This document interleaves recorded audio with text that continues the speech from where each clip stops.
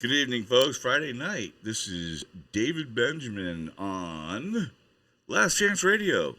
The only place you're going to find any more truth in this world. Anyways, tonight I'm going to be talking about this right here. Mike Rogers secretly tipped the Trump campaign that a FISA warrant had been sworn out for them by a panel of judges. Not a single judge, and not based on the Steele dossier like you've been lied to over and over again about on some news channel, but we'll leave that there. Come back to me for a second, and I'm going to read this to you, and I'd like you to hear it. Some time ago, Washington Post reported that Clapper, Carter, and Brennan had recommended to the Obama administration that Admiral Mike Rogers be removed. Apparently, the three that I had previously mentioned had gotten information that Admiral Mike Rogers had passed on information to the Trump group that they were under FISA surveillance. And the following day, the entire Trump organization left and went to Trump's New Jersey country club. This is a documented fact. The only reason to do this, of course, was to intentionally evade the surveillance. No other reason why you would do this. It's inherent at this point to bring in the fact that the Fox News network is an abhorrent, twisted brand of truth. And in order to satisfy both Trump and his base, why do they even bother do it? Well, because the folks over at the Trump network are truth handicapped. Rolling on wheels, so to speak. It would be unfair not to mention some folks recently who've left there, like Shepard Smith, and I'm very proud of him for doing that. Good for him. And even amongst the din of people like Tucker Carlson, Sean Hannity, Janine Pirro, and the rest of the parrot crew over there, he managed to stay sane and try and get out the word. This piece is not about trying to rip down anybody, talk about subterfuge or malcontent stances of these three pre-mentioned Trump Kool-Aid drinkers. What is specifically important, however, to let our readers know, is that an admiral wearing a United States Navy admiral's uniform did, in fact, as many to the Trumpian cult of personality would tell you, that an admiral sold his soul to become the DNI. He wanted to become the director of national intelligence. He never got the job. Why? Because Trump throws everyone under the bus. That's why.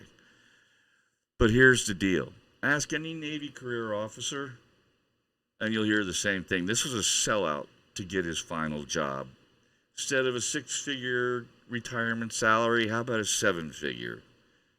Referring back for the sake of understanding here, the reverse engineered and again Giuliani contrived deflection from investigating Trump and his surrounding ilk, it appears a man named Durham, an attorney, and Rogers' subsequent testimony before the IG, the Inspector General, Michael Horowitz, the idea of U.S. Attorney John Durham meeting with IG Horowitz was to specifically generate the President Trump oranges, as they become known.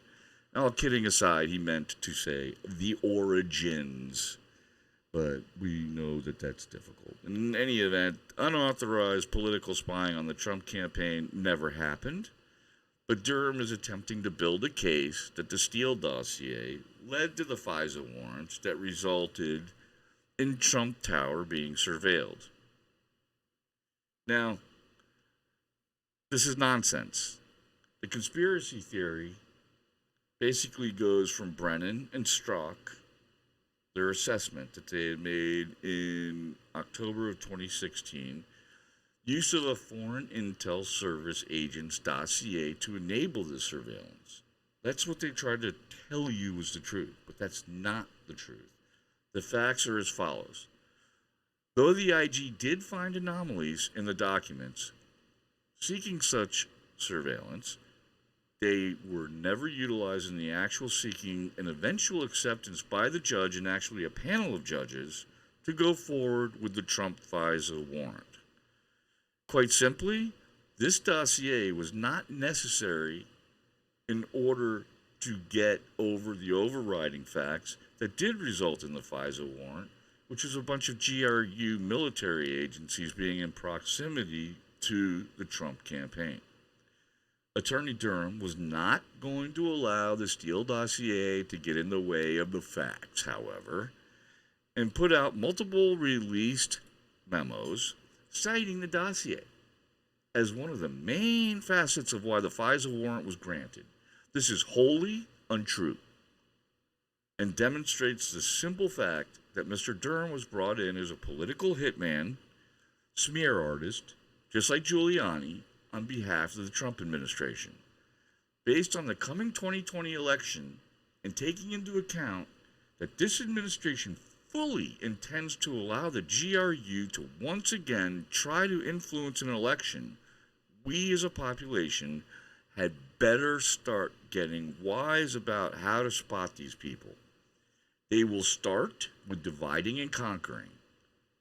They will create arguments. They will attempt to insert themselves into resistor groups, as they are doing now on Twitter, and utilize any technique possible to take advantage of creating a cannibalization scenario between Democrats. Let's face it, on Twitter it's happening now. We're seeing it. Admiral Rogers did not get the DNI position. So he hung up his admiral's flag uniform. And what did he do? It's a fair question to ask why Admiral Rogers has gone from a six-figure flag officer retirement salary to go to work for the Israelis. What is concerning, straight away, is that Admiral NSA Rogers working with the Israelis is a sticky scenario at best, as the Israelis are now working closely with the Russians in selling to the Israelis advanced weapon systems. This should trouble everybody within the State Department, and especially those within the U.S. intelligence services, that a man with such knowledge is now being brought into Israeli and Russian weaponry scenarios and purchasing scenarios, seeing as much as he knows about all of these systems throughout an entire career in the Navy. These capabilities and systems, while perhaps going into Israeli defense arms, still should concern us because the Russians are going to learn about this stuff at the same time. This is not some kind of game. This is not some kind of joke, folks. We had better start understanding what's going on Twitter, Facebook, and all the other platforms out there, and understanding that we can't allow these people to take over our elections. It's critical. Our democratic republic is depending upon us to stand up, be intelligent, and stop being stupid. Can we stop being stupid for a little while? Let's try it. Goodness knows what might happen. This is David Benjamin coming to you live from Last Chance Radio. Have a good night, folks.